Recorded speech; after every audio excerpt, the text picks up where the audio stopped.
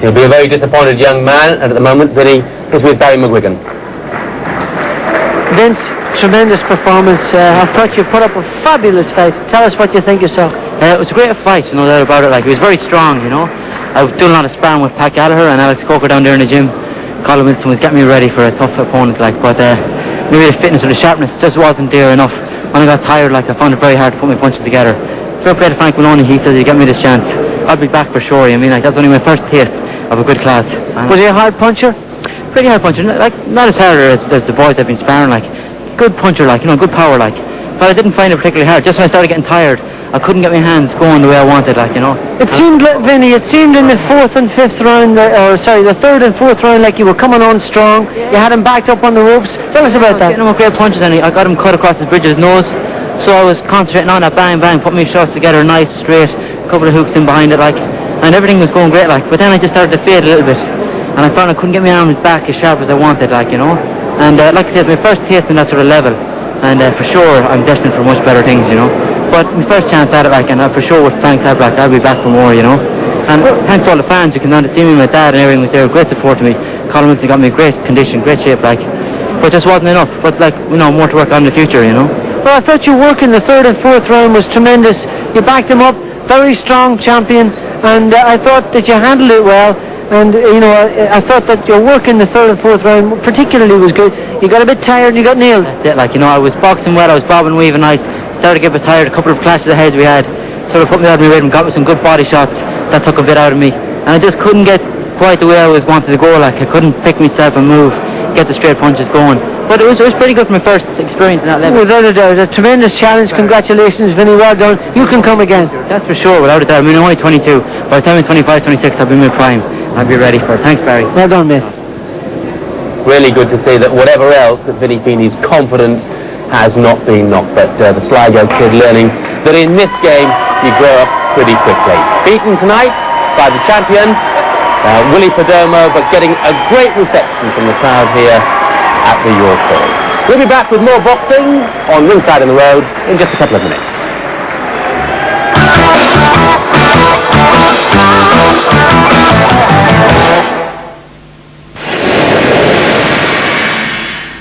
A great triple bill of live football.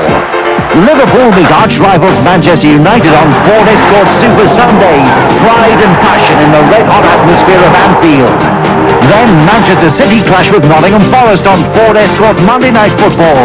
Alan Ball's team will face a stiff test from Euro Glory boys Forest. And Motherwell face Rangers in a Scottish Premier Division encounter to round off a great lineup. The action starts Sunday at 3 on Sky Sports.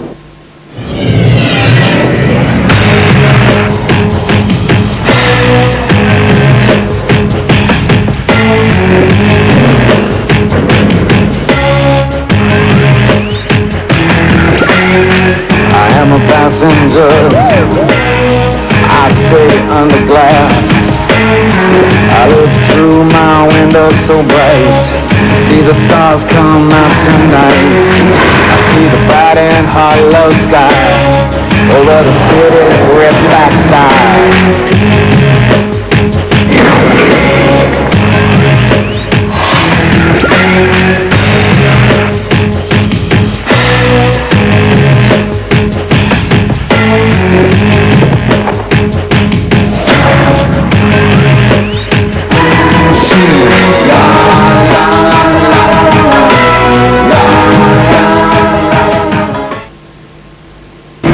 We're giving away a free alarm clock radio to everyone who buys the new Remington Triple Foil Shaver.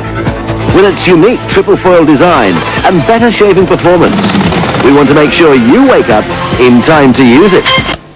The new Remington Triple Foil. Wake up to our best shave ever.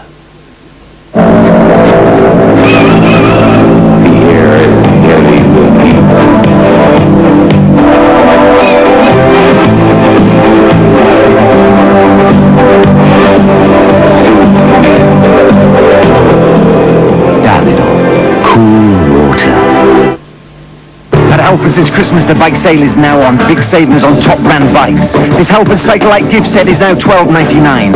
Stock Block 2, just $21.99. Haynes manuals, great value at $7.99. And there's 20% off Kerber toolboxes and stack-on storage systems. For a great deal this Christmas, get down to Halford's. Okay, buy the video and you can put on the mask whenever you like. The mask, available to buy now.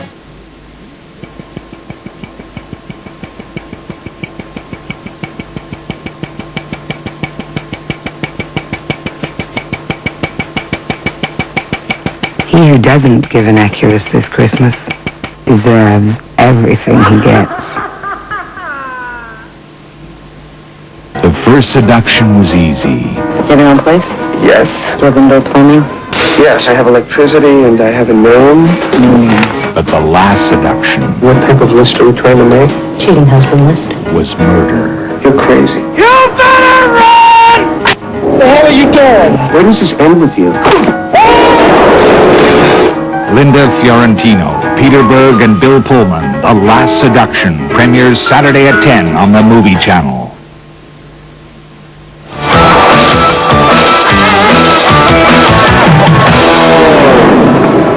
This hasn't been Ireland's week, has it, with Jack Charlton's side being beaten in the European Championship playoff on Wednesday. And tonight, Vinny Feeney, despite a brave effort going down to Willie Perdomo retaining his WBC International Bantamweight title despite a courageous effort from the Irishman. And yet, Duke, it looked to be going all so well in the third and fourth rounds in particular. But again, the danger, I guess, is always against a man who can hit like Perdomo. Well, the champion showed his class. You know, he's really pulled it out of the bag when he needed to do it. I mean, the tide was going first for him, and then it went against him. But then when he really needed to pull it out, he did just that. Unfortunately for Vinny, he was on the receiving end. But I do feel that, like Vinny said, he's like 22 years old and can come again. He's the first knockdown. What really impressed me about the champion was the way he was picking his shots. And for a tall guy, he's like 5'6", he shortened his punches on the inside really well. But you look, he just places that right into the midsection, right into the short rib, and it just knocked the stuffing out of Vinny, I'm afraid. You can see the expression on his face, it's just pure pain. That's how clean the shot was. I mean, your heart really has to go out to the guy, but... And the second knockdown came pretty soon afterwards. Yeah, but look at the way the guy's shortening his shots on the inside. They're all short, damaging punches, and unfortunately for Vinny, they were the ones that sapped his strength and took it right out of him, the short hooks that are going in.